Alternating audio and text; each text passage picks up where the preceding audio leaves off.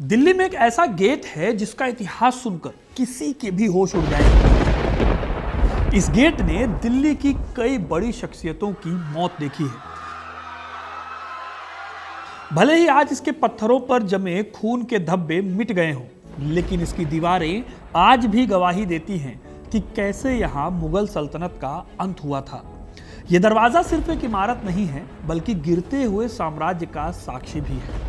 आज मैं आपको इसी दरवाजे की कहानी सुनाऊंगा जो इतिहास में खूनी दरवाजे के नाम से प्रसिद्ध है। शेर शाह के द्वारा बनवाया गया ये दरवाजा कैसे मुगल इतिहास का एक अटूट हिस्सा बन गया, ये सब मैं आज आपको बताऊंगा। किन किन लोगों को यहाँ फांसी दी गई और आखिर में इस गेट का असली नाम क्या है, ये सब जानने के लिए आपको वीडियो पूरा देखना होगा, क्योंकि अपना इतिहास नहीं जानोगे तो खुद को कैसे पहचानोगे। दिल्ली वो शहर है जिसे सिटी ऑफ गेट्स और सिटी ऑफ फोर्ट्स भी कहा जाता है। साल 1611 में एक ब्रिटिश ट्रेडर विलियम फिंच ये जब दिल्ली आए तो इन्होंने लिखा कि दिल्ली में 7 किले थे और 52 गेट थे। ये गेट किसी घर के दरवाजे नहीं होते थे, बल्कि दिल्ली के अंदर आने और शहर से बाहर जाने का रास्ता हुआ करते थे। इन 52 गेट्स में से आज सिर्फ 13 बड़े गेट बचे हुए हैं। इसमें से ज़्यादातर मुगलों ने बनवाए थे।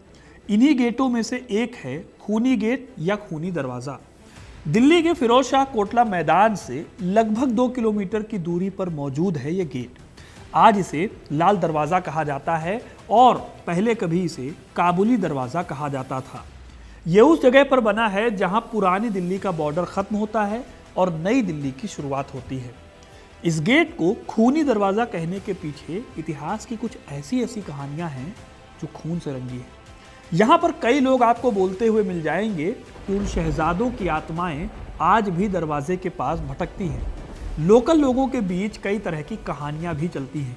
कुछ कहते हैं कि पूर्णिमा की रात को यहाँ से रोने की आवाज़ें आती हैं। कुछ कहते हैं कि शहजादों के दर्द की गूंज उन्हें सुनाई देती है। जब भी कोई इस दरवाजे के पास से गुजरता है तो एक अजीब सी बेचैनी महसूस होती है।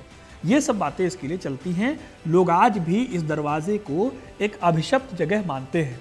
हालांकि आज ये दरवाज़ा एक बहुत ही बिजी सड़क के किनारे खड़ा है, जहां हर रोज़ हज़ारों गाड़ियां और लोग गुजरते हैं। लेकिन इसकी दीवारों पर बनी निशानियां आज भी 1857 की उस भयानक घटना को याद दिलाती हैं, जिसके चलते इसका नाम असल में खूनी दरवाज़ा पड़ गया। अब यह गेट किसने बनवाया और कैसे इसका नाम खूनी दरवाज़ा पड़ा, उसे समझने के लिए पहले आपको ले चलता हूं 1857 के विद्रोह के समय, जब दिल्ली में मेरठ के विद्रोही सैनिक घुसे और इस शहर पर कुछ वक्त के लिए कब्जा कर लिया था। अब आपको पता ही है दोस्तों कि 1857 के विद्रोह का नेता बनाया गया था बहादुर शाह जफर द्वितीय को। वो 1837 में बादशाह बने थे और नाम मात्र के बादशाह थे। इनके पास ना तो अकूत दौलत थी, ना कोई सेना थी। अंग्रेजों ने उन्हें पेंशन पर पाल रखा था और लाल किले के बाहर उनकी हुकूमत का कोई वजूद मौजूद नहीं था। उनके बादशाह बनने तक दिल्ली की पूरी चमक फीकी पड़ गई थी। मुगल बादशाह औरंगजेब की मृत्यु के बाद मुगलों की इंपॉर्टेंस धीरे धीरे कम और बहुत कम होती चली गई। एक के बाद एक कमज़ोर बादशाह आते गए और मुगलों की इज्जत में सेंध लगाते चले गए थे। मुगल सल्तनत की शान सिर्फ दिल्ली के लाल किले तक ही सिमट कर रह गई थी। हैदराबाद के निज़ाम, बंगाल के नवाब, अवध के नवाब और सबसे ताकतवर मराठों जैसी क्षेत्रीय शक्तियां आज़ाद हो गई थी। ये सभी कभी मुगल बादशाह के सामने सिर झुकाते थे, लेकिन अब वो अपने अपने क्षेत्रों के निरंकुश शासक बन गए थे। ऐसे में साल 1837 में ही इन्हें बनाया गया था बहादुर शाह जफर द्वितीय को मुगल बादशाह। इनके काल में ही जब 1857 का गदर हुआ, तब मेरठ के बागी सिपाहियों ने इन्हें विद्रोह का नेता घोषित कर दिया। इस तरह जफर, जो अपनी गज़लों की दुनिया में खोए रहते थे, वो अब एक खूनी विद्रोह के केंद्र में थे। इसमें दिल्ली की आम जनता ने भी अच्छा खासा साथ दिया। मुगल सल्तनत की पुरानी शान एक बार फिर से जिंदा होने लगी इस विद्रोह के दौरान। लेकिन फिर अंग्रेजों ने पलटवार किया और कुछ ही महीनों बाद सितंबर 1857 में जनरल जॉन निकलसन जैसे क्रूर अफसरों के नेतृत्व में अंग्रेजी फौज ने दिल्ली को चारों तरफ से घेर लिया। 14 सितंबर को ब्रिटिश सेना दिल्ली में घुसी और कत्लेआम करते हुए इन्होंने 20 सितंबर को दिल्ली पर कब्जा कर लिया। इस कब्जे के बाद बारी थी मुगल बादशाह और उनके परिवार की गिरफ्तारी की। बहादुर शाह जफर अपनी बेगम जीनत महल और अपने 3 बेटों के साथ हुमायूं के मकबरे में शरण लिए हुए थे। उनके पास कोई चारा नहीं था, बचने का कोई उपाय नहीं था। बहादुर शाह जफर को लगा कि हुमायूं का मकबरा उनके लिए एक सेफ जगह होगी, लेकिन यह उनकी सबसे बड़ी गलती साबित हुई। ब्रिटिश कैप्टन विलियम हॉटसन ने फिर एक ऐसी चाल चली जिसमें बहादुर शाह जफर का पूरा परिवार फंस गया। इनको काम दिया गया था जफर को पकड़ने का। इन्होंने जफर से वादा किया कि अगर बादशाह सरेंडर करते हैं तो उनकी जान को बख्श दिया जाएगा। अब जफर को लगा कि अंग्रेजों ने उन्हें माफ कर दिया है। इसी उम्मीद में वो अपने बेटों और अपने बेगम के साथ सरेंडर करने को राजी हो गए। जफर को एक बैलगाड़ी में बिठाकर लाल किले वापस ले जाया गया, लेकिन हॉटसन का इरादा कुछ और ही था। उसने बादशाह के सामने एक शर्त रखी, अपने बेटों को मेरे हवाले कर दो। जफर ने दिल पर पत्थर रखकर अपने 3 बेटों को हॉटसन को सौंप दिया। उनके नाम थे मिर्जा मुगल, मिर्जा खिज्र सुल्तान और मिर्जा अबू बकर। एक एक करके तीनों शहजादों ने अपनी बंदूकें नीचे रख दी, लेकिन उन्हें नहीं पता था कि ये उनकी जिंदगी का आखिरी दिन होने वाला है। कैप्टन हॉटसन ने तीनों शहजादों को अपना कैदी बना लिया। उन्हें लाल किले ले जाने का हुक्म दिया गया, लेकिन हॉटसन ने जानबूझकर रास्ता बदल दिया। वो उन्हें दिल्ली के दरवाजे के पास ले गया, जिसे आज खूनी दरवाजा के नाम से जाना जाता है। उस वक्त उस जगह को काबुली दरवाजा या लाल किले का दरवाजा कहा जाता था। हॉटसन के साथ चल रही फौज और तीनों शहजादों को देखने के लिए हजारों लोग जमा हुए। हर किसी को लग रहा था कि इन तीनों को कैदी बनाकर लाल किले ले जाया जा रहा है। लेकिन अचानक ही हॉटसन ने अपनी गाड़ी रुकवाई और शहजादों से कहा कि वो अपने कपड़े उतार दें। फिर उसने एक एक करके तीनों को गोली मार दी। इतिहासकार विलियम डेलरिम्पल अपनी किताब द लास्ट मुगल में लिखते हैं, शहजादों को गोली मारने के बाद हॉटसन ने उनके कपड़े और जेवरात उतरवा लिए और उनकी लाशों को नग्न अवस्था में उसी जगह पर फेंक दिया। यह एक तरह का क्रूर अपमान था। हॉटसन ने एक एक करके तीनों को गोली मारी, मिर्जा मुगल को, फिर मिर्जा खुज्र सुल्तान को और फिर मिर्जा अबू बकर को। यह सब वहां मौजूद दिल्ली के लोगों के सामने हुआ। लोगों की आंखें फटी की फटी रह गई। वो अपने ही बादशाह के बेटों का ये भयानक हश्र देखकर सन्न रह गए। इतिहास में यह घटना 22 सितंबर 1857 को हुई थी। इस दिन हॉटसन ने क्रूरता की सारी हदें पार कर दी।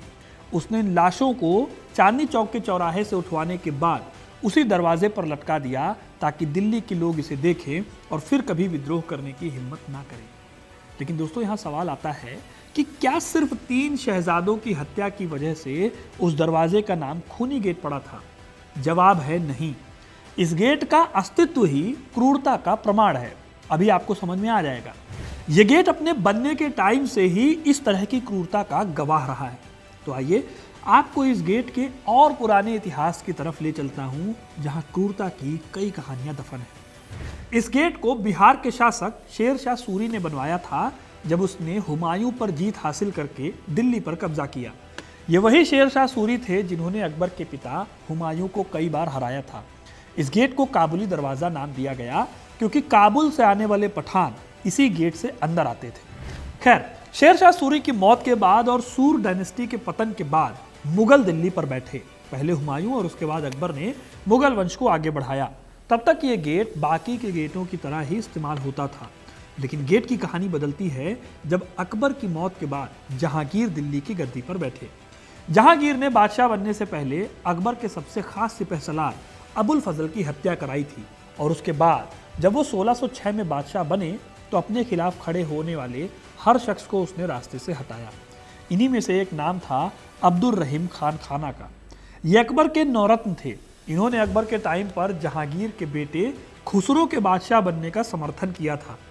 यही वजह है कि जब जहांगीर बादशाह बने तो इन्होंने खान खाना के दोनों बेटों को देशद्रोह के आरोप में फांसी दे दी और उनकी लाशों को इसी खूनी दरवाजे के पास लटका दिया।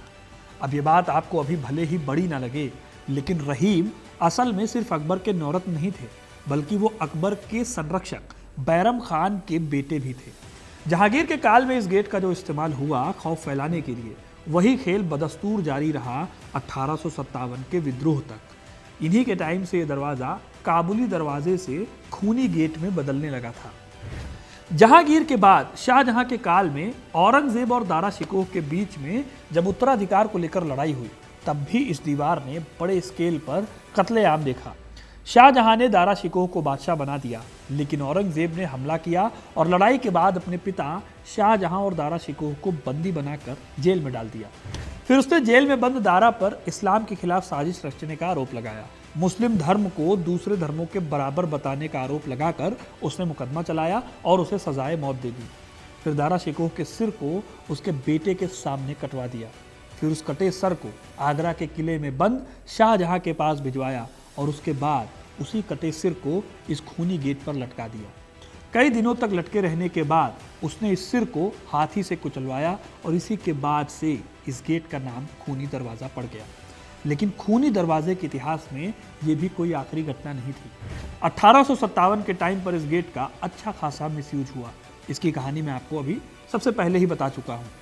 आज भी ये दरवाज़ा लाल किले से थोड़ी दूर बहादुर शाह जफर मार्ग पर मौजूद है। सदियों से यहाँ गुजरने वाले लोग एक अजीब सी उदासी और खामोशी महसूस करते हैं। लोकल कहानियों में आज भी रात के टाइम पर यहाँ लोगों की आवाज़ें सुनाई देती हैं। कुछ लोग कहते हैं कि इस गेट की दीवार से आज भी कभी कभी खून रिश्ता है। कुछ लोग कहते हैं कि यहाँ उन शहजादों की आत्माएं हैं जिन्हें यहाँ बेदर्दी से मारा गया था। इन कहानियों में कितनी सच्चाई है ये कहना बहुत मुश्किल है, लेकिन इतना ज़रूर है कि ये जगह आज भी उस दर्द और धोखे का गवाह रही है।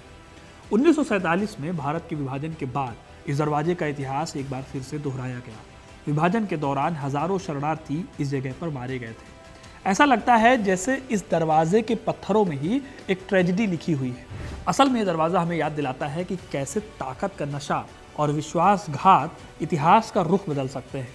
यह हमें बताता है कि इतिहास सिर्फ जीत की हार की कहानी नहीं है, बल्कि इंसानी जज्बातों, धोखे और ट्रेजेडी की भी एक कहानी है। खूनी दरवाज़ा सिर्फ एक दरवाज़ा नहीं है दोस्तों, बल्कि एक मकबरा है जहां बादशाहतें दफन हुई, जहां मुगल इतिहास का अंत हुआ और जहां से एक आधुनिक भारत की कहानी ने जन्म लिया। अगली बार अगर आप इस दरवाजे के पास से गुजरें तो बस एक पल रुक कर सोचिएगा उस बूढ़े बादशाह के बारे में जिसने अपने बेटों की लाशें यहाँ लटकी देखी। सोचिएगा उस इतिहास के बारे में जो आज भी दिल्ली की हवा में जिंदा है। ये दरवाज़ा सिर्फ ईंट और पत्थर नहीं, बल्कि एक मकबरा है जहाँ बादशाहत दफन हुई और भारत की कहानी ने नया मोड़ दिया। तो दोस्तों, ये थी कहानी भारत के इतिहास के सबसे खूनी दरवाजे की। आपको ये कहानी कैसी लगी कमेंट करके ज़रूर बताइएगा। अगर खूनी दरवाजे को आपने देखा है तो वो भी हमें ज़रूर बताइएगा। वीडियो को लाइक और शेयर करना ना भूलें और ऐसी इंटरेस्टिंग कहानियों के लिए, इतिहास से जुड़े रहने के लिए हिस्ट्री कनेक्ट को सब्सक्राइब ज़रूर करें। धन्यवाद।